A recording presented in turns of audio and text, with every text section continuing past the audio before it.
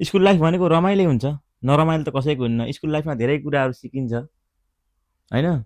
School लाइफमा अब थियो एउटा एकदम असल मिल्ने एउटा मित्र, पिटाइ खाँदाखेरि सँगै उभिन्थ्यो त्यो मित्र, पैसा नहुँदाखेरि खाजा खाना सँगै लिएर जान्थ्यो त्यो मित्र, समयले टाढा भए पनि अझै छ यो मनभित्र। स्कुलमा हामीले खास गरी त अब ज्ञान ज्ञान लिन जाने हो, पढाइको ज्ञान। त्यो बाहेक पनि हामीले अरू अरू ज्ञान पनि सिक्छौँ कि स्कुलमा, तर मैले अरू अरू ज्ञान चाहिँ धेरै सिकेँ, पढाइको ज्ञान चाहिँ सिकिनँ कि के गर्ने अब, यस्तै भयो।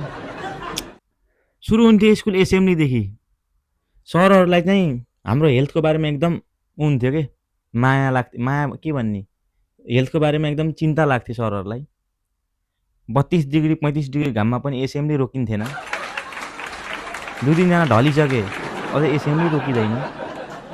सरहरूलाई थाहा घामबाट भिटामिन डी पाइन्छ, के गर्ने त्यो भिटामिन डीको। 2 जना ढलिसक्यो, तर म चाहिँ कहिले ढलिनँ, किनकि म र मेरो साथीहरू टोयलेटमा हुन्थ्यौँ, हामी कहिले ढल्थेनौँ। पढाइ सुरु हुन्थ्यो क्लासमा, रमाइलो हुन्थ्यो, सर आउनुहुन्थ्यो। नेपाली पढाउने सर चाहिँ खतरा लाग्थ्यो मलाई। नेपाली पढाउने सर अब आएपछि पढाउन थालेपछि निन्द्रा लाग्थ्यो। उहाँले यति मिठो पढाउनुहुन्थ्यो कि निन्द्रा लागिहाल्थ्यो। अहिले पनि राति निन्द्रा लाग्यो भने कल गर्न मन लाग्छ, तर अब के गर्ने, निन्द्रा लागेन भने चाहिँ कल गर्न मन लाग्छ नेपाल सरलाई। कसैलाई म भन्छु कि कसैलाई निन्द्राको दबाई खाइराख्नु भएको छ भने म नेपाल सरको एड्रेस दिन्छु, जानुहोस् न एकचोटि। सरले पाठ नम्बर 2 को 3 को जतिको पढाए पनि सरले तपाईँलाई मिठो निन्द्रा लाग्छ। हेल्थ पढाउनु sir, tobacco is injurious for health भन्नुहुन्थ्यो। अनि यसो एकछिनै भनेर हालेर आउनुहुन्थ्यो सरले।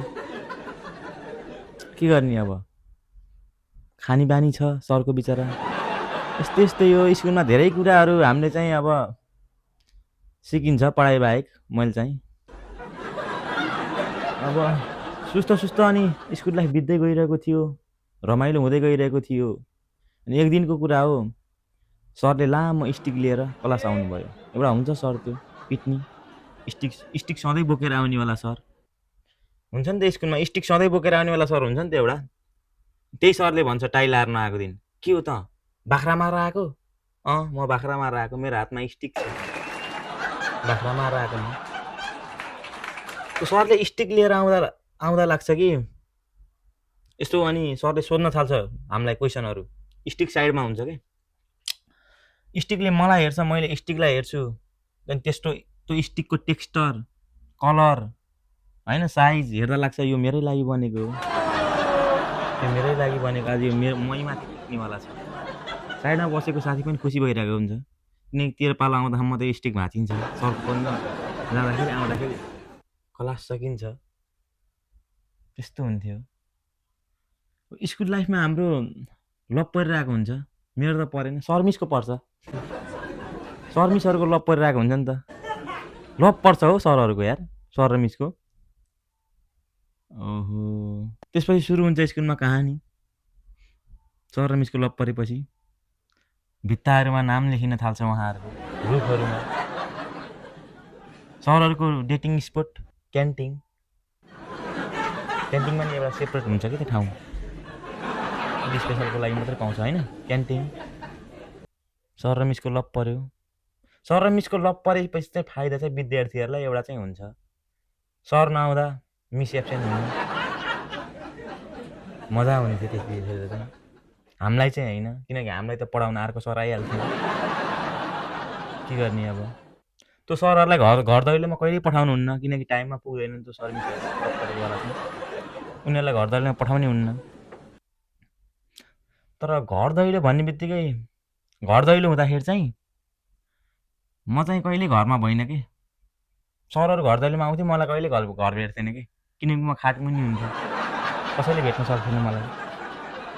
कसरी भेट्थ्यो त अब। पढ्दै गएपछि चाहिँ इक्जाम भन्ने चिज पनि आउँछ स्कुलमा, इक्जाम भन्ने चिज आयो।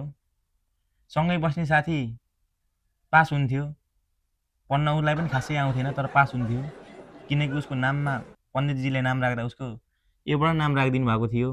ऊ जान्नेकोतिर पढ्थ्यो साइडमा, आफू अब त्यस्तै यसबाट नाम सिट भन्नु पर्थ्यो होइन।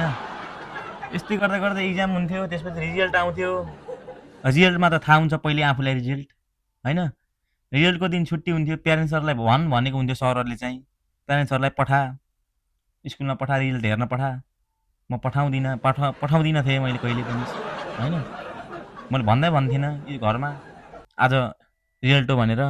अनि घरमा किन छुट्टी बस्यो, के को छुट्टी हो भन्दाखेरि सरको बिहा होइन।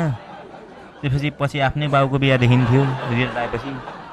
उताबाट सरले फोन गर्छ, छोरा त वैज्ञानिक बन्ला जस्तो छ, ताराको खोजीहरूमा जुटिरहेको छ भन्नुहुन्थ्यो रिजल्ट हेरेर। यसपछि सुरु हुन्थ्यो मम्मीको कहानी, तँलाई यति दुःख गरेर पढाइएछ, पढ्न पर्यो त खै पढ्दैनस् तैँले, पैसा मात्रै खर्च, स्कुल नजा। हल्का त खुसी हुन्थे स्कुल नजा भनेको सुनेर। पढ्दैनस्, हामीले दुःख गरेछौँ, खै तैँले कहिले पढ्ने हो, त्यत्रो पैसा तिरिराख स्कुलमा। उताबाट नि बाउ सुरु हुन्छन् फेरि, हाम्रो पालामा कति दुःख थियो पढ्न, 5 किलोमिटर हिँड्दै जानु पर्थ्यो पढ्न, गोजीमा पैसा हुन्थेन खानको लागि, खाजा खानको लागि, खोला तरेर नदी तरेर जानु पर्थ्यो पढ्न हाम्रो पालामा। अब हजुरहरूको पालामा प्रधानमन्त्रीले अब पानी जहाज अलि ल्याउन ढिलो गर्यो कि के गर्यो होइन। हजुरहरूको पालामा त्यस्तो भइदियो, मैले के गरेँ, पानी जहाज भएको भए त पानी जहाजमा जानु। यस्तै हो। हामीले चाहिँ हाम्रो छोराछोरीलाई के भन्ने, हाम्रो पालामा ठुल्ठुलो स्कुलहरू थियो होइन, ठुल्ठुलो स्कुलहरू थियो, घरमै आउँथ्यो गाडी लिन स्कुलको, पढाइ पनि राम्रै थियो। तर पनि हामीले चाहिँ पढेनौँ छोरा, तँ चाहिँ पढ ल होइन, ए भन्ने त होला। यस्तै गर्दै गर्दै दिनहरू बित्यो स्कुलको। अनि त्यसपछि चाहिँ यति नै हो मेरो स्कुल लाइफको बारेमा चाहिँ है।